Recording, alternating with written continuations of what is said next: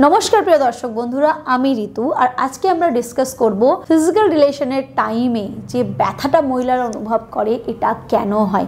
অনেক মহিলাদের ক্ষেত্রে দেখা গেছে তারা যখন পেনিট্রেশনটা স্টার্ট করে মানে ইনসারশনটা স্টার্ট করে তখন তারা একটা ব্যথা অনুভব করে এবং ব্যথাটা একসময় এতটাই হয়ে যায় যে তারা মাঝপথে তার পার্টনারকে থামিয়ে দিতে বাধ্য হয়। অর্গাজম পাওয়া তো অনেক দূরের কথা, তৃপ্তি পাওয়া অনেক দূরের কথা, তারা ফিজিক্যাল রিলেশনটাকেই তাদের মনে একটা ভয় চলে আসে।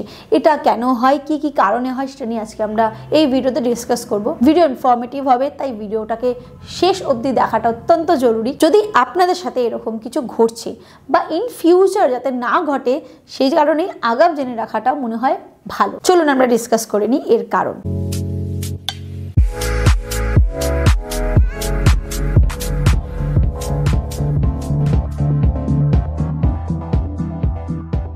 সবথেকে প্রথম কারণ হচ্ছে ইনফেকশন।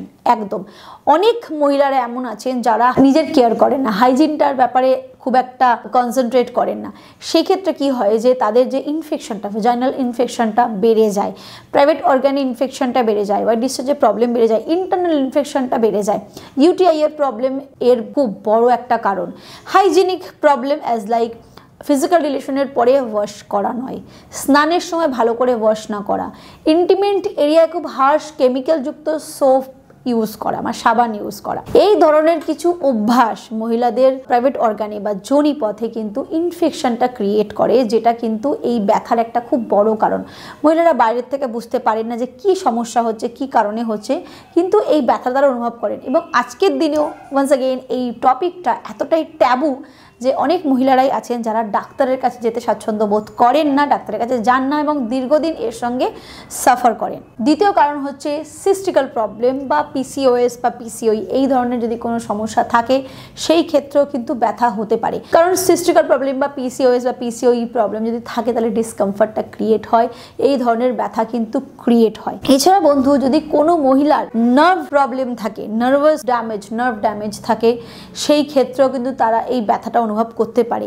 এটা আমরা অনেকেই এর বিষয়ে একেবারেই ভাবি না। অনেক মহিলারা আছেন দেখবেন সারাদিন চিড়চিড় করেন, অকারণেই রেগে যাওয়া, অকারণেই তাদের নার্ভ প্রবলেম যদি থাকে সেই নার্ভ প্রবলেমও কিন্তু এই ব্যথাটাকে জেনারেট করতে পারে। ভ্যাজিনিসমাসও কিন্তু এর একটা বড় কারণ, যেখানে ফিজিক্যাল রিলেশনের টাইমে ব্যথা হয়। ভ্যাজিনিসমাস একটা এরকম একটা মেডিকেল টার্ম যেখানে ফিমেল প্রাইভেট অর্গান মানে ভ্যাজাইনাল ওয়ালের ভেতরে যদি কোনো রকম মাংসপেশি ক্রিয়েট হয়ে যায় বা যদি কোনো কিছু থাকে সেটার দরুনও কিন্তু ব্যথার অনুভব করে মহিলারা। এবং যদি কোনো রকম প্যালভিক ফ্লোর মাসল ডিসফাংশন থাকে বা মহিলাদের কোনো রকম সেক্সুয়াল ডিসফাংশন থাকে সেই ক্ষেত্রেও কিন্তু মহিলারা ফিজিক্যাল রিলেশনের টাইমে ব্যথা অনুভব করতে পারেন।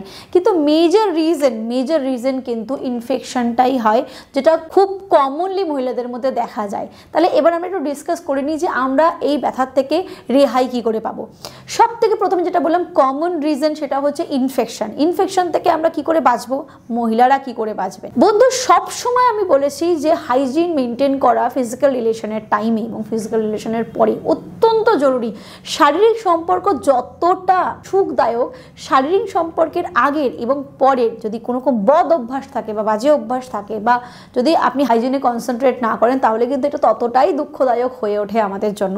তাই সব সময় ফিজিক্যাল রিলেশনের পরে প্রাইভেট অর্গানকে ওয়াশ করাটা অত্যন্ত জরুরি। দ্বিতীয়, আমরা কোনো রকম হার্ড সোপ বা কেমিক্যাল যুক্ত সাবান ব্যবহার করব না। ভ্যাজাইনাল ওয়ালের ভিতরে কোনোভাবেই সোপ দিয়ে ওয়াশ করবো না, কারণ ভ্যাজাইনাল ওয়াল যেটা মহিলাদের যোনিপথ সেটা কিন্তু অটো ক্লিনিং অর্গান, নিজের থেকে এরা ক্লিন হতে থাকে। তাই ভেতরে কোনো রকম সাবানে ব্যবহার করার দরকার নেই। বাইরের যে অংশটাকে আমরা লেভিয়া মেজরা এবং লেভিয়া মাইনরা বলি, এটাকে ওয়াশ করলেই কিন্তু যথেষ্ট। পিউবিক হেয়ার যেটা থাকে সেটা আপনি যদি সম্পূর্ণ রিমুভ করে থাকেন সেটা আলাদা বিষয়। যদি কারোর পিউবিক হেয়ার থাকে তাহলে সেই ক্ষেত্রেও কিন্তু আমাদের পিউবিক হেয়ারটাকে সবসময় ক্লিন রাখতে হবে। অনেক মহিলারা আছেন যারা এইটার বিষয়ে খুব একটা কনসেন্ট্রেট করেন না। যতবারই বাথরুমে যাওয়া উচিত ততবার ওয়াশ করা উচিত যাতে ইনফেকশন ডেভেলপ না হয়। এবং এর সাথে সাথে পুরুষ পার্টনারকেও কিন্তু, পুরুষ সঙ্গীকেও কিন্তু নিজের হাইজিনের ওপর কনসেন্ট্রেট করতে হবে। কারণ অনেক সময় মহিলার কারণে নয়, পুরুষের কারণে কিন্তু এই ইনফেকশনটা ক্রিয়েট হয়। এবং দ্বিতীয়ত সেটা হচ্ছে অনেক সময় সাইকোলজিক্যাল প্রবলেম, অনেক সময় নার্ভ ড্যামেজও কিন্তু এই পেইনটা ক্রিয়েট করে। তাই আপনার মহিলা পার্টনারের কোনো রকম যদি এই ধরনের কোনো কিছু লক্ষ্য করা যায় তাহলে অবশ্যই ডাক্তারের কাছে পরামর্শ নেওয়া উচিত। বন্ধুরা, আমাদের শরীরের অন্য অর্গ্যান বা অন্য রকম যদি কোনো সমস্যা ক্রিয়েট হয়, আমরা যেরকম ডাক্তারের কাছে যাই, এটাও কিন্তু একটা শারীরিক সমস্যা, গভীর সমস্যা। এবং আমাদের যে যৌন জীবন সেটাও কিন্তু আমাদের হেলথের, আমাদের শারীরিক একটা অঙ্গ এবং অংশ, এটাও কিন্তু হেলদি রাখাটা আমাদের দায়িত্ব। এই ধরনের প্রবলেমস কিন্তু আমাদের যৌন জীবনটাকে খুব এফেক্ট করে, বাজেভাবে খারাপ করে। পুরুষ এবং মহিলার মধ্যে কিন্তু শারীরিক সম্পর্কের যে ফ্লেক্সিবিলিটি সেটা খারাপ হয় এবং আস্তে আস্তে কিন্তু অশান্তি বা ঝগড়াও তৈরি হয়, মনোমালিন্য তৈরি হয়। তাই এই ছোট ছোট জিনিসগুলোকে একেবারেই অগ্রাহ্য করা যাবে না এবং ডাক্তারের পরামর্শ অবশ্যই নিতে হবে। ভিডিও যদি পছন্দ হয় তাহলে লাইক করতে হবে, শেয়ার করতে হবে। আর এরকম ধরনের ইনফরমেটিভ ভিডিওস দেখার জন্য সাবস্ক্রাইব করতে একেবারেই ভুলবেন না। ধন্যবাদ।